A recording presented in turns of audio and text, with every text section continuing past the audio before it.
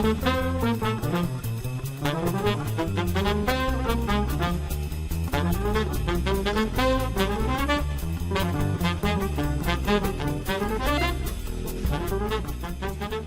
to Business Brains and the Bottom Line. My name is Paul Delegro, your host today, and I have a very special guest, Emme Teller. She's a singer-songwriter. Welcome to the show, Emme. Hey, I'm so excited. Thanks for having me. Oh, you're quite welcome. So, Emme, we have some big news for you. You just came out with your first single, a song by the name of Unfair. So I listened to it. I loved it. Oh, I'm so glad. Thank you. Yeah. So tell me a little bit about, I'm always interested in creative people because I have like zero creativity. So I look at people like you that are young and trying to get into the music business and writing your own song, all that type stuff, and you're talented. What was the genesis of the song? Right. That's a great question. It kind of was one of those songs that's very it honestly took a while to produce because of how special it was to me. It was a very multi-seasoned song. So it kind of started in a season of feeling like I didn't really know what I was doing with my life. I felt like I was using kind of labels and boxes that like people had told me I was or who I was as like an excuse. And so that's kind of where the song started. And I kind of started it in one season of my life, and then I would come back and tweak it and change words and add things to it as I went through life. So it's a very special song to me because of how long it's been with me, I think. But yeah, that's kind of the genesis of the whole story of it. Yeah. So you touched on a good point. So from what I understand, you were in college, you were at Ole Miss, but you were crazy about college, right? So you dropped out and you're going to pursue that. You're chasing your dream. So tell us about that. Yeah. So that was a very hard decision for me because I'm a very go do this, here's my list of things I'm going to do and I'm going to do it. I was always a great student. And so it was hard for me to let that part go. But I just realized how I felt such a emptiness because I wasn't doing what I loved. Yeah. So, when COVID happened, that kind of was the nudge I needed to go ahead and, move back to Nashville and start pursuing this because I was not enjoying college anymore because it was all Zoom University. And so it was great because my family was very supportive. I feel like that is something that is always taboo with people that decide to drop out. It's that was actually, you beat me to the punch because that was going to be my next one. I'm going to put my parent cap on right now. I know if one of my daughters came to me and said, "Hey, I'm dropping out of school to start singing," I'm not sure how I would react, to be honest with you, but that's great that you have your parents' support because without that, it would be tough. Right. Well, and it was kind of funny because it was a role reversal because they were like, "You have to do this." And I was like, "But a degree, what?" And, doing the whole, it's like I was wearing the parenting cap, but it was so sweet. But now you're back in Ole Miss. Ole Miss is in Mississippi, obviously, but now you're back in Nashville. And are you taking classes now to get a degree or what's going on there? So I love school. So I'm still in school. I'm just doing it part-time. And I'm getting a degree at MTSU, which is in Murfreesboro. So I just commute twice a week and go there for the day. But that way I can be here and doing music kind of more as my full gig rather than my side hustle. Right. And so, it's kind of a priority shift. So I still got to be doing learning and education and stuff, but now I can focus on what I really want to do, which is music. So that was a really good decision. And one of my the best decisions I feel like I've made in my life. So, So at least you're checking the education box in case, you're going to be a big star someday and hopefully you'll come back on the show and bless us with your presence. But until then, at least you're checking the box. So you never know. You always have to have a plan B, right? I'm always about a backup plan. I'm a very security oriented person. So, I'm always fascinated by this. So you released this song, but you released it on your own. You don't have a record deal or anything like that just yet. Tell me, how does that work? What do you got to do to make that happen? Right. So I am such a newbie in this, so I can just give you my experience and interpretation. So a lot of people my age and in my stage, or people that I've met in Nashville doing this, don't have record deals, especially in this town, because everyone is trying to make it. So there are people that are independent producers and engineers, and everyone, has a strength in the music business. So some people are really good at an instrument, or some people are really good at mixing a song or mastering a song or engineering a song. So I have a friend that's a really good producer and does a lot of producing for his kind of side gig or whatever, because he is also in a band. But he and one of my friends from Ole Miss, who actually moved here to do music as well, we all came together, and I went to my producer friend's house where all of his equipment was, and we recorded there, and we just kind of did what you would do in any studio, I feel like, where you just, look at the song, start recording, kind of figure out what you want to do with it. I called them my vibe administrators, because they were helping with kind of figuring out what the vibe of the song needed to be. So we would just meet as many times we could in COVID safely, Sure. and out of COVID. That was also part of the reason why it took so long, was COVID. We were trying to be safe. And we would come together and we would sit with the song, listen to it, and then kind of start the session. So yeah. And how long did it take you to, obviously you're writing the song. Mm-hmm. How long did it take, once you kind of got with those folks, how long did it take you to complete that song? Right. If you looked at it hourly, it wouldn't be long. If you looked at it within days, it was a very long time. Yeah. And it usually doesn't take as long as this one did. It was just, we are all busy folk, and there was a pandemic going on. So a lot of scheduling conflicts and, a pandemic happening kind of got in the way of this. But it took about, I want to say, 5 sessions of like 6 hours at the most. Okay. Doesn't sound too bad though. No, really. And that might be like giving it a lot longer than it was. Like, I feel like we really did. We had one song and we were almost done with it, and we all listened to it and we were like, we missed it. Something's missing. Like, it doesn't feel like how it should. And so we did kind of retrack everything at one point. So considering everything that happened, it really didn't take long. But within, a pandemic year, it took quite a long time. Yeah. But yeah, it was really fun. Good so you kind of self-produce this. Mm-hmm. Is it possible? And again, this is me being totally know nothing about the music industry. Yeah. Can you make it without getting a record deal? Is it possible? Yes, I think so.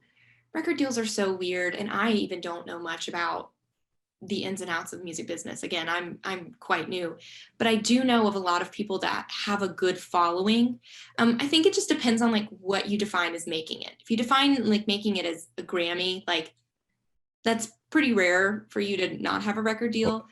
But if you define making it as like having a good fan base and a following, right, and being able to play pretty good venues, you can for sure do that individually. And well, honestly, I'd put the parent cap on it. And can you make a living at it? You can. That's a living. You can make. Yeah, I feel like that's very possible. I feel like honestly, record deals and labels nowadays are looking for like people that are kind of self-made and self-sufficient.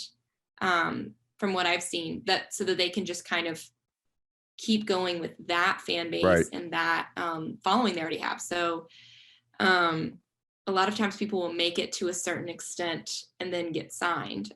So, and again, I could be so wrong. Someone could be listening to this in the music business and be like, oh, that's not right. But that's just what I've seen. Yeah. But yeah, you can make a living. I feel like. Well, that's what's great about youth. You can make a lot of mistakes and you got time, right? Exactly. Yeah. So, but getting back to the song, do you have any help writing the songs, mm-hmm, or is this just all you? So this one was all me. Lyric wise, when it came to like the instruments and like some of the fun kind of, I like to say, sparkly things going on in the song, a lot of that was my friend's ideas of like, there's this one part in the song where it kind of sounds like, I call it the ghost whistle. It sounds like a little ghost is whistling. Yep. And that was my producer's idea. But when it comes to like lyrics and stuff, I usually come with a song finished and then bring it to them, and then we kind of they kind of give me like, ooh, it'd be cool if we had a really good bass line here, if we had really good drums here. And so it's kind of a collaboration, I would say. Yeah. So that was actually kind of leading into my next question is like, okay, you write the song and you certainly have the melody in your head about how you want it to go, but who actually writes the music for that? Yeah. Who ties the music together? Right. That would be, okay, that's a great question, because I never did it, and this might be so wrong, but I never wrote any charts or any, like, especially with this song, I really didn't know what I wanted to do with it. There's a song that I'm about to start working on with another guy that I was like, hey, I really want a violin to do this. But with this one, I was very open-minded. So really, I think my two friends kind of took creative liberty of, okay, I'm going to do a guitar and do a part and see how it goes. So I would say they wrote the music part of it. And I just showed up with a guitar and lyrics. So yeah. Do you play guitar as well? I do. Not well, but enough.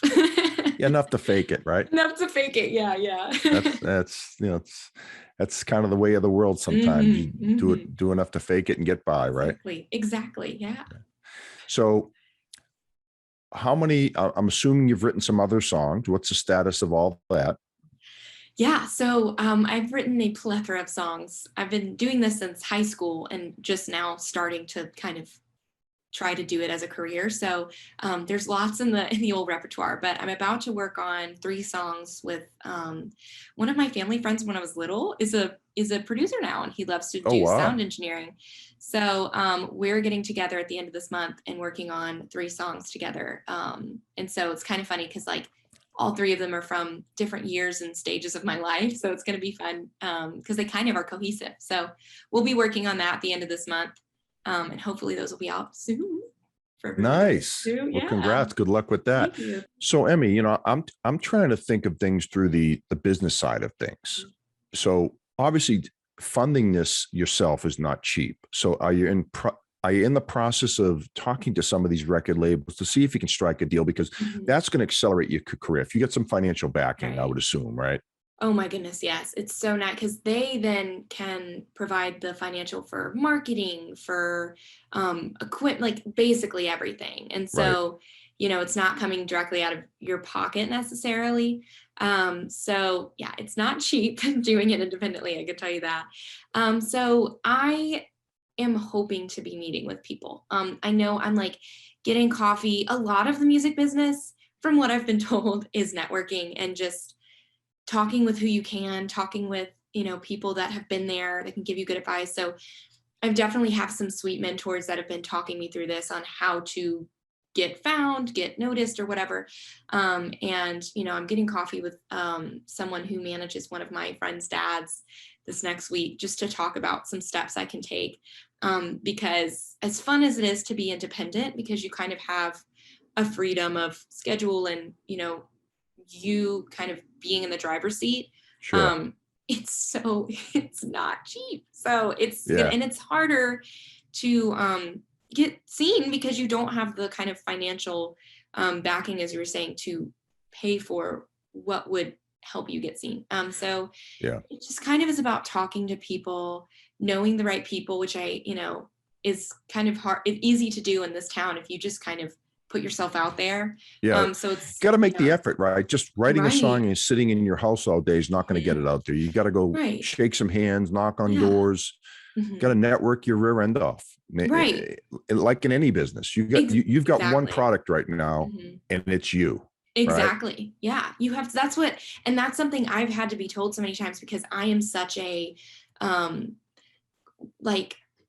I would say introverted person in the sense of I don't like to talk about myself. I don't like to self-promote. And you kind of have to do this in this business because you're the product you're selling. And so if you were trying to sell some kind of cleaning supplies or whatever, and you invent it or whatever, and you put it in a store and then don't say anything about it or don't pay for a commercial or anything like that, odds are you're not going to, I'm not the business person, but you're not going to get any buyers or whatever. Again, I'm only in accounting, so I don't know the world business, but it's kind of like me not being able to, if I don't market myself, I'm not going to get seen. I'm not going to be able to sell my, my product. So I've had to kind of look at it less as like me talking about myself and me talking about my business. Right. So you got to get out of the comfort zone. Right. And that's hard in general in life. That's hard for a lot of people to get away from the things that they're comfortable doing and stretch yourself. But I would think that in your business, I mean, I would say you're already, I would think you'd be comfortable in front of a crowd. I mean, seeing how you're a singer and songwriter. Now it's just the self-promotion will come with time. You just got to say the heck with it and do it, I think, right? I would think. Right. Yeah. I mean, that's exactly what I've had to do. And just because if you want to do anything, also we're such a like technological generation. I don't know what the word would be, but there's so much. I'm really bad at social media. I don't use it very much. And I had a friend who was like, you've got to start making TikToks. And I was like, how do you do that? But that's like part of it. Like a lot of people are getting discovered on social media. And so you have to really like think about these things and look at the trends, like, okay, how are these people making it? What has their journey been? How did they do it? And so, kind of trying to like take everything you can from different people and different artists that have made it. Some of these folks out there, no matter what they're doing, could be music, it could be hawking products. They have millions of followers. Yeah. I mean, crazy. So you just got to make that effort. Again, I'm no social media expert either, by the way, but I know that at least you have to make an effort. I would think you can't just sit around and we're learning. I'm very much a grandmother when it comes to technology. So we're learning as we go. But so another question I was thinking, as I'm leading up to the show, I'm like, I always think, okay, who are the musical influences in your life? Did you come from a family of musicians or what's going on? How did that start? Right. So, do you know the ABBA song, Thank You for the Music? Yes. If you do, there's the line that's like, Mom said I could dance before I could walk or whatever. I was definitely the singing before you could talk. I don't know what, my grandfather on my mom's side was a very musical man, which was funny because he never did anything with it. He was a very prominent businessman where he's from. But he always could play any instrument by ear. Like he taught himself guitar, he taught himself piano, and he always sang to me. And when I was little, I was like had colic or whatever that thing is that babies have where they're just coughing all the time. And he was the only one. I would be crying and crying, and if he held me and sang to me, I would stop crying and sleep. And so I like to think that's where I got it from, but I've been you never know. Yeah. But I've been involved in singing since I can remember. And when I was really little, my dad's a pastor and he also sings too. So that's funny. I have it from both sides. He sounds like Andy Williams to me. He's really good. Really? That's funny. But I know I love it. But he's a pastor, and because of where we were in Nashville at a Nashville church, there was a lot of people there that were in the music business. And so there was a kids choir, and I got asked to start doing these recording sessions for like children's musicals for religious like church musicals. And then in that, I met people that did things for Disney parks. And so then I would, go do some children's session singing for like Disney park parade songs. And so it was always a part of my life. And then I was like, I was in the business when I was a baby, basically. Yeah.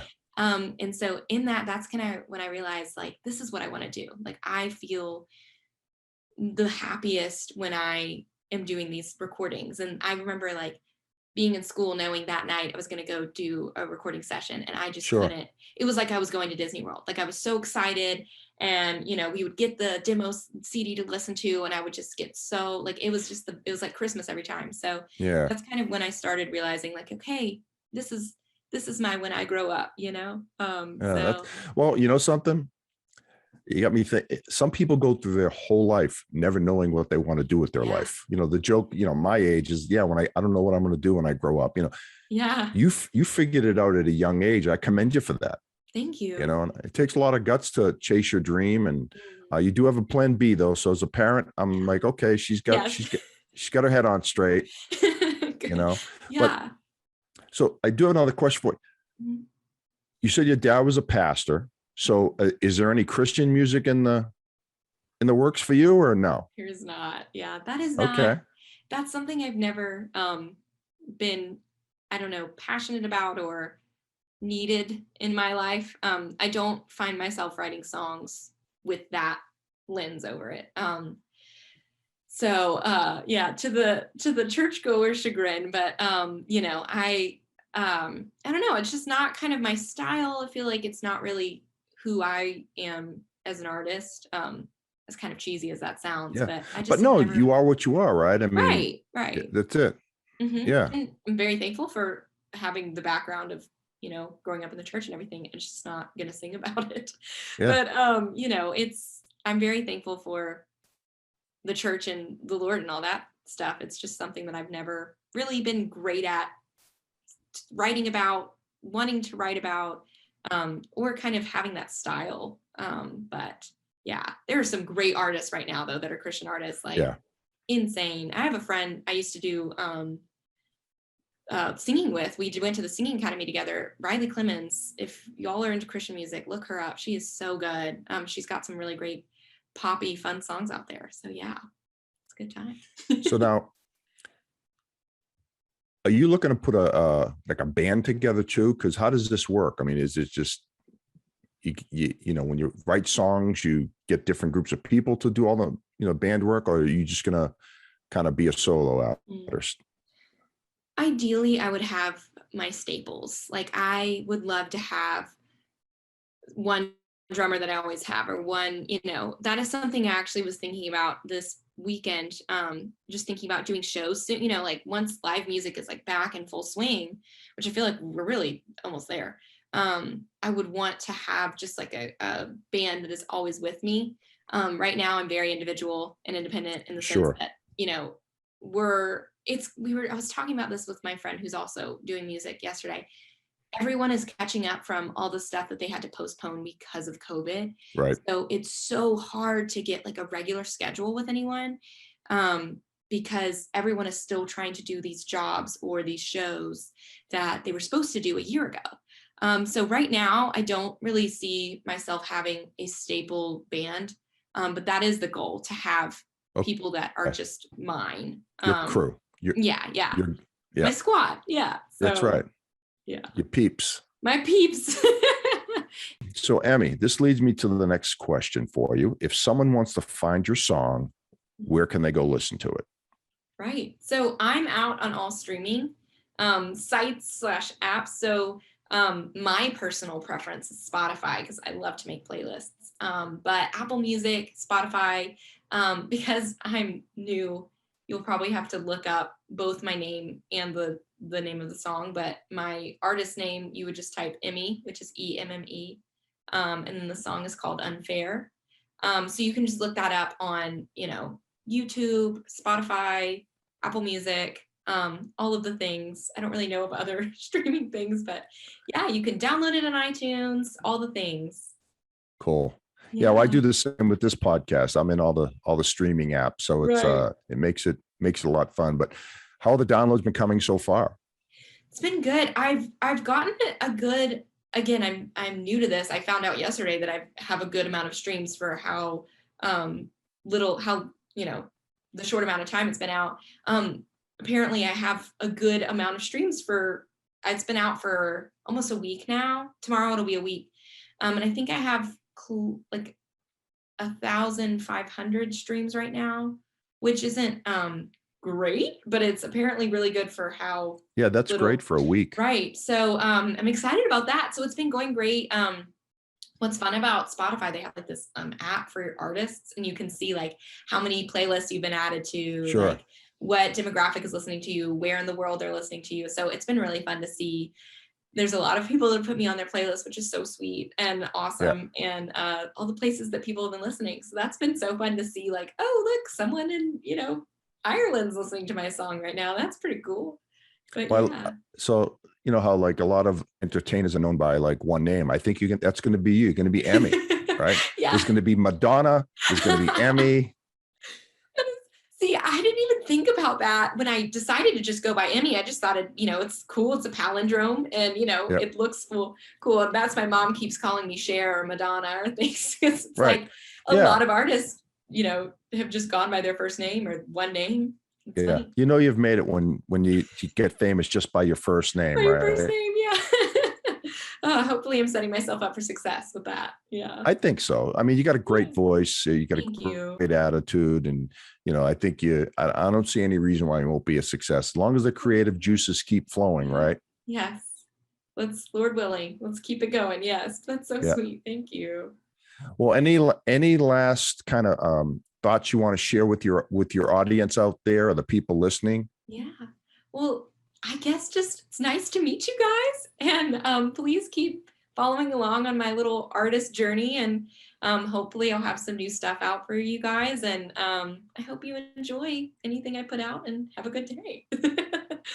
Oh no. Well, Em, thanks for being on the show. I really appreciate you coming on, and I like I said, I hope you come back again when you're really famous, and you help my ratings too. So. Well, that's a wrap for Business Brains and the Bottom Line. This is Paul Delegro signing off. Until next time.